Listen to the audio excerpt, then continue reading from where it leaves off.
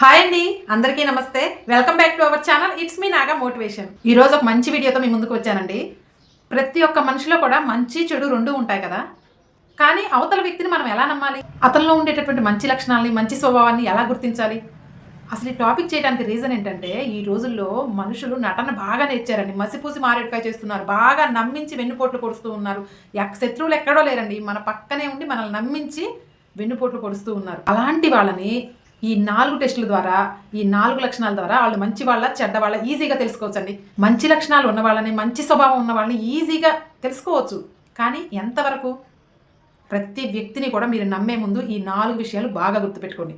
ఇక అందులో నెంబర్ 1, ఒక వ్యక్తి మనకు పరిచయం అయ్యి మంచిగా ఉంటున్నాడు అంటే ముందు అతన్ని ఎక్కడ పరీక్షించాలి తెలుసా? వాళ్ళ ఇంట్లో అతని బిహేవియర్ ఎలా ఉంది, కుటుంబ సభ్యులతో ఎలా ఉంటున్నాడు. లోపల ఇంట్లో చెడ్డగా ఉండి బయట ఎంతోమంది నటించే వాళ్ళు ఎందుకు లేరండి? వాళ్ళ అవసరాల కోసం మనల్ని నమ్మించేవాళ్ళు, నటనగా మోసం చేసేవాళ్ళు చాలామంది ఉన్నారు కదా. ఇలాంటప్పుడే మీరు అతని ఇంట్లో బిహేవియర్ ఎలా ఉంది కొంచెం కూపీలాగి కొంచెం అబ్జర్వ్ చేశారంటే అతను మంచివాడో చెడ్డవాడో మీకే అర్థమవుతుంది. ఇంట్లో కుటుంబ సభ్యులతో ఎలా ఉంటున్నాడు, ఇంట్లో వాళ్ళకి హెల్ప్ చేస్తున్నాడా లేదా స్వార్థంగా ఉంటున్నాడా అనేది కొంచెం మీరు గమనిస్తే ఈజీగా అతన్ని నమ్మేయచ్చు. ఇక నెంబర్ 2, త్యాగం చేసే గుణం.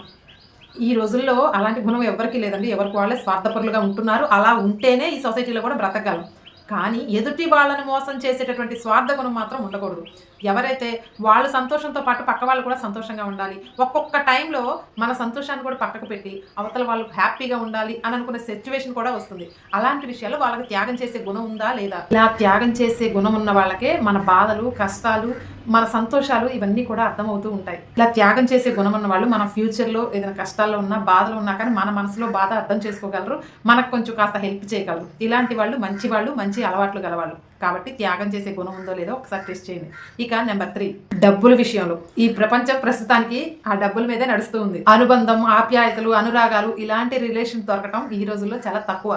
మీకు అవతల వ్యక్తి కావాలి, అతని గురించి తెలుసుకోవాలి, అతను మీకు ఖచ్చితంగా అవసరం అని అనుకుంటే మీరు అప్పుడు ఈ టెస్ట్ చేయండి. వాళ్ళకి కొంత డబ్బు ఇచ్చి చూడండి.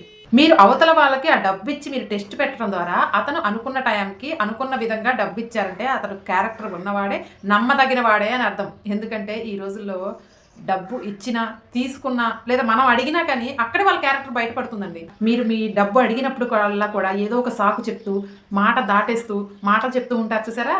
అలాంటి వాళ్ళు క్యారెక్టర్ లేదు, మీ దగ్గర నటిస్తున్నారను అని అర్థం. కాబట్టి కాస్త డబ్బు ఇచ్చి చూడండి. పెద్ద మొత్తంలో కాదు, కాస్త డబ్బు ఇచ్చి చూడండి. లేదా మీరే డబ్బు అడిగి చూడండి.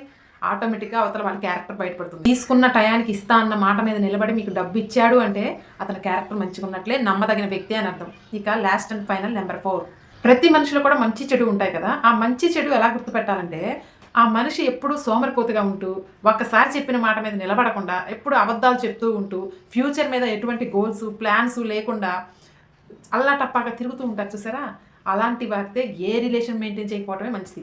ఎందుకంటే వాళ్ళతో పాటు వాళ్ళతో ఫ్రెండ్షిప్ చేసినందుకు, రిలేషన్ మెయింటైన్ చేసినందుకు మీరు కూడా చాలా నష్టపోతారు. సోమరిపోతుగా ఉండే వాళ్ళ మాటలు మీరు నమ్మకుండా ఉండటమే మంచిది. ఇంకా చెప్పాలంటే అలాంటి వాళ్ళతో ఎటువంటి రిలేషన్ లేకుండా ఉంటే మంచిది. ఎందుకంటే అవతల వాళ్ళ లైఫ్తో పాటు మీ లైఫ్ కూడా స్పాయిల్ చేస్తారు. ఇలాంటి వాళ్ళు మిమ్మల్ని ఏదో నమ్మించడానికి వాళ్ళ స్వార్థం కోసం అప్పటికప్పుడు నమ్మిస్తారంతే. వాళ్ళ బిహేవియర్ని కాస్త చెక్ చేయండి. బద్ధకంగా ఉంటున్నాడా, వాళ్ళకైనా గోల్స్ ఉన్నాయా లేవా, అబద్ధాలు చెప్తున్నాడా, నిజాయితీగా ఉంటున్నాడా అనేవి కాస్త పరీక్షించి అప్పుడే మనిషిని నమ్మండి. ఫ్రెండ్షిప్ అయినా ఏ రిలేషన్ అయినా మెయింటైన్ చేయండి. అలా కాకుండా తన కెరీర్ మీద ఫోకస్ చేస్తూ ఒక గోల్ అనేది పెట్టుకొని బద్ధకం అనేది విడిచిపెట్టి సోమరిపోతనంగా ఉండకుండా, అబద్ధాలు మాట్లాడకుండా నీతిగా నిజాయితీగా ఉంటారు చూసారా? అలాంటి వాళ్ళని మనం ఖచ్చితంగా నమ్మొచ్చు. మనిషి అన్న తర్వాత ప్రతి మనిషిలో మంచి చెడు ఉంటూనే ఉంటాయండి.